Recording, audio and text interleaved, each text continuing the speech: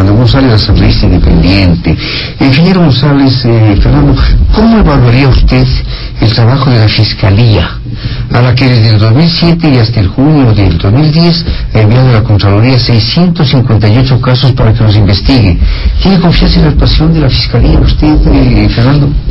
Diego, le robo 10 segundos, porque eso de la prensa corrupta merece un análisis rapidísimo. Se ha dicho tanto de la prensa corrupta, yo creo que... Y mediocre además. Mediocre. Yo creo que como en todos los países... eso usted no le afecta. Yo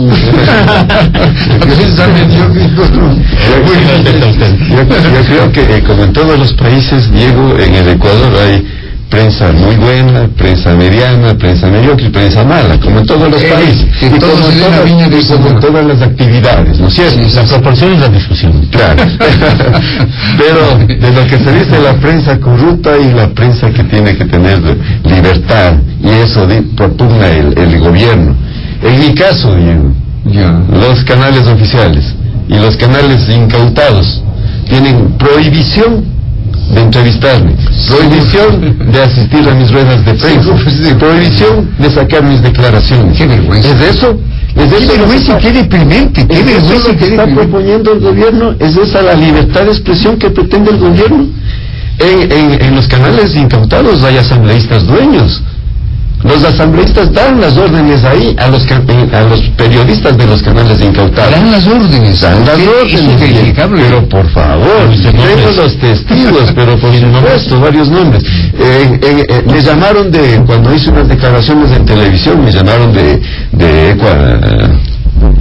canal Ecuador, de STV. Me llamó el señor gerente, gerente de producción, algo de eso, me dijo: vea, Fernando, he oído sus declaraciones, qué pena, este es un canal totalmente independiente y le vamos a dar una total apertura, no he conocido del tema.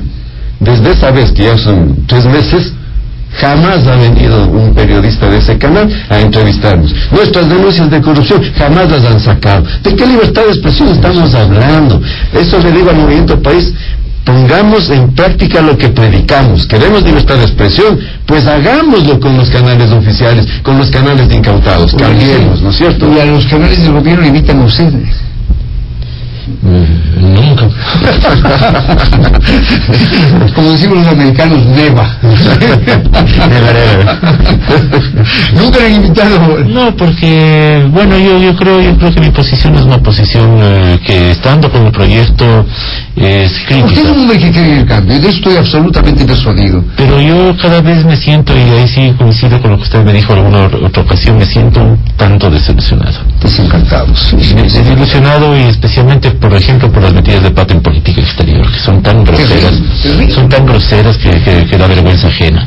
Si me permite, Alicey y Fernando, esta mañana yo comentaba el tema internacional, y no soy todólogo, yo no soy todólogo, pero soy un hombre relativamente informado, ¿no es cierto? Yo comentaba el tema internacional y señalaba la contradicción que se da cuando el señor ministro de Relaciones Exteriores Patiño, ¿no es cierto?, le reclama, Miguel Ángel Isuza reclama, y bueno, pues un poquito se desprende de su propia responsabilidad.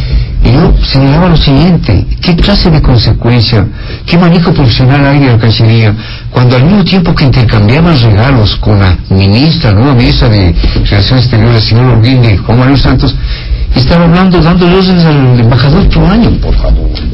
¿Qué piensa Alicey? Sí, no. Bueno, con respecto a eso, me parece que es un error, pero que es de una grosería ya realmente magna. Es una catedral a la torpeza política lo que ha hecho el canciller.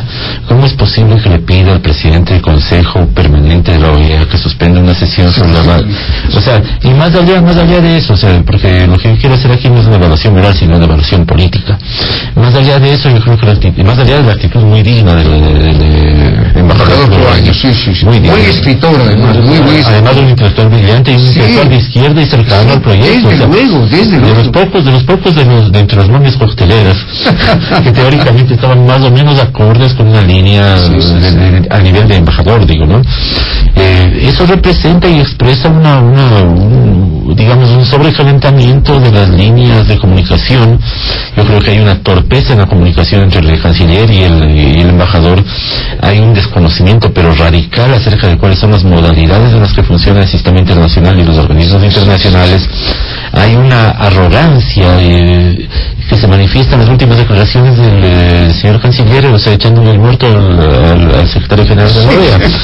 Que no es santo de nuestra devoción, creo. De nadie, tal vez, pero por Dios, o sea, si al Consejo Permanente de la OEA se le convoca para una sesión, eso es inapelable, o sea, se convoca por un país y nadie puede pararlo. No es posible que se haga eso.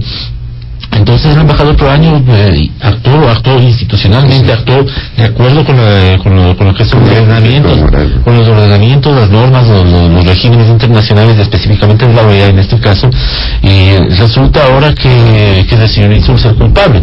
O sea, si se buscaba un espacio de negociación, pero ahí hay un problema, que es la ambigüedad en la cual se encuentra colocada la política ecuatoriana exterior, la política exterior ecuatoriana. La ambigüedad frente a la urgencia de un acercamiento necesario e inevitable y realista y pragmático con Colombia, claro, que es una cosa, que es una demanda que no puede evitarse. Y por otra parte también la urgencia, que es una urgencia también inevitable desde otra perspectiva, con respecto a una cercanía político-diplomática y de inversión con Venezuela. Entonces ahí hay un tira y afloja terrible, que yo creo que Uribe, como de costumbre, ha jugado bien zorramente, o sea, con una astucia enorme.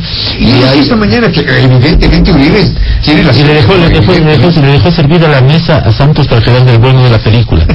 Y a Chávez se rompe, no está rompiendo yo creo que con Colombia, sino con Uribe en los últimos 10 días.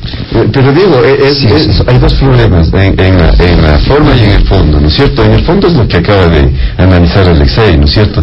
Y a eso se une una falta de capacidad y falta de experiencia. Pero en la forma también, Diego, a ver, nosotros los ecuatorianos todos queremos sentirnos bien representados, adecuadamente representados, ¿no es cierto? Y ya hasta nos da iras, pues, Diego, que a los principales de la Cancillería les van y les toman las fotos, las cadenas nacionales, la televisión y todo.